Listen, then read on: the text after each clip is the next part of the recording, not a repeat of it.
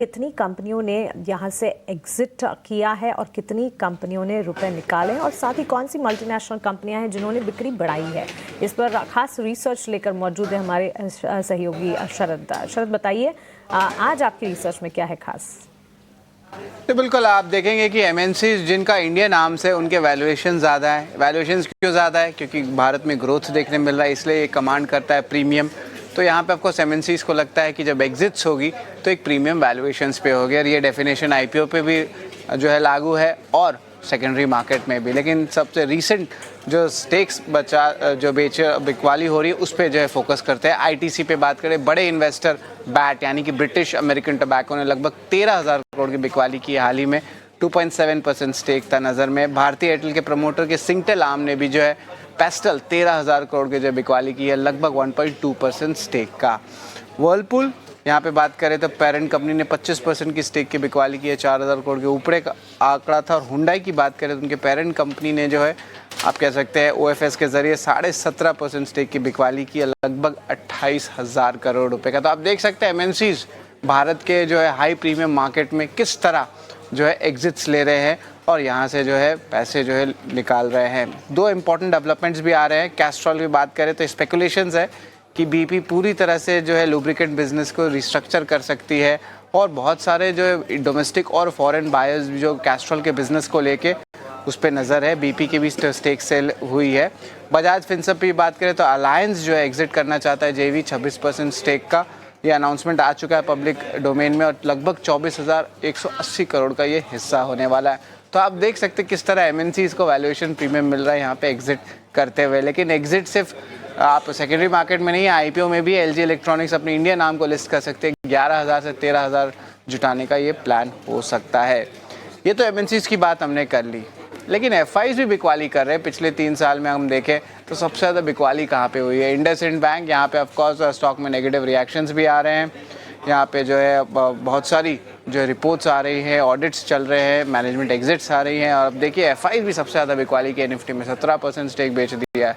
Take Mahindra Trent यहाँ पे भी देखिए 8 से 11% तक अपनी होल्डिंग पिछले 3 साल में एफआईज ने गिराई है। कोटक महिंद्रा का भी स्टेक जो है 40% से घट के ऑलमोस्ट 33% हो गया एफआईज का। लेकिन चलिए थोड़ा एमएनसी इंडेक्स की परफॉर्मेंस की भी बात कर लेते हैं। एक एमएनसी इंडेक्स भी होता है जो हम ट्रैक करते हैं। 30 कंपनीज रहती हैं और इस सारे इंडेक्स में जो है 50% या उससे ज़्यादा की फॉरेन ओनरशिप वाली कंपनीज रहती है। और आप देखिए जो टॉप गेनर्स है आपके सामने, हिताची एनर्जी, इसके अलावा सुवेन फार्मा, कोहेंस लाइफ साइंस अब नया नाम हो गया है। यूनाइटेड स्पिरिट, क्रिस्टल और अबाउट में भी देखिए 17 से लेकर 28% का एक साल में आपको गेन देखने मिल रहा है। अब लूजर्स क्या है? लूजर्स का एक इंपॉर्टेंट थीम आ रहा है, वो है कैपिटल गुड्स और मैन्युफैक्चरिंग सेगमेंट। यहाँ पे देखिए वैल्यूएशंस बहुत हैवी थे, लेकिन सेलिंग देखने मिली है। ABB, Honeywell automation, SKF, Timken India और कमिंस इंडिया, जहाँ पे 22 से लेकर 27% तक का गिरावट देखने मिला है। तो ये ओवरऑल एमएनसी का पिक्चर है, और क्यों इंडिया इतना अट्रैक्टिव है जहाँ पे एमएनसीज एग्जिट ले रहे हैं, इसके भी हमने आपको पूरे रीजंस बताए।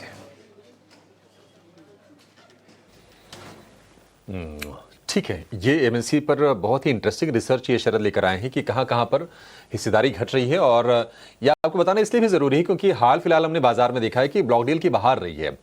बैक टू बैक कई सारी कंपनीज को लेकर ब्लॉक डील आई हैं।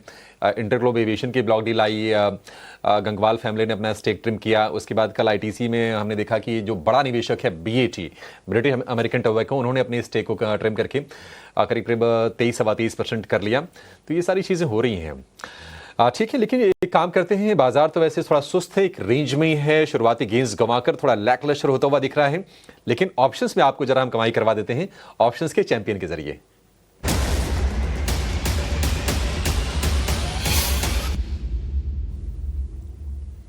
सेंट्रम ब्रोकिंग के नीलेश जैन हमारे साथ हैं। नीलेश जी, बहुत शुक्रिया आपका समय देने के लिए।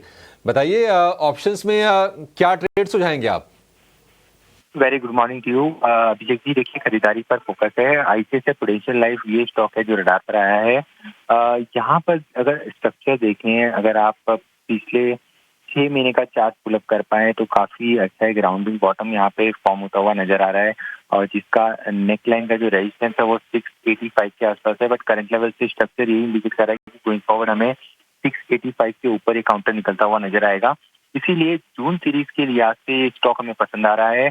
जून सीरीज का ही 680 का कॉल ऑप्शन खरीदने की सलाह होगी 16 रुपए पे। और इस पर्टिकुलर ऑप्शन की अगर हम लेवल की बात करें तो ऊपर पर टारगेट 27 रुपए के टारगेट यहाँ पर देखने को मिल सकते हैं।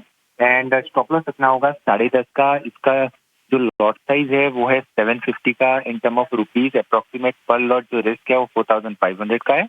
एंड अप्रोक्स रिवॉर्ड पर लॉट यहाँ पे 8200 की बनते हुए नजर आ सकते हैं। तो ICICI प्रूडेंशियल लाइफ में हम जून सीरीज के लिहाज से 685 690 तक का मूव एक्सपेक्ट करके चल रहे हैं, इसीलिए यहाँ पे 680 का कॉल ऑप्शन लॉन्ग करने की सलाह होगी।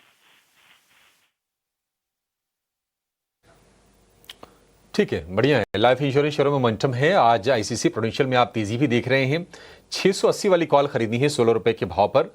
स्टॉप लॉस इसमें होगा 10-10.5 रुपए का और लक्ष्य लगा के चलना है 26 रुपए का। अधिकतम मुनाफा 8,200, अधिकतम नुकसान 4,500 रुपए का। तो रिस्क रिवॉर्ड के लिहाज से भी ये ठीक ठाक है और ये बजिंग सेक्टर है जहां पर आज हम देख रहे हैं कि शुरुआत थोड़ी वीक जरूर हुई थी, लेकिन उसके बाद मोमेंटम बहुत अच्छे से पकड़ा है ICICI प्रूडेंशियल ने और उसी पर ऑप्शंस की स्ट्रेटजी आपके लिए।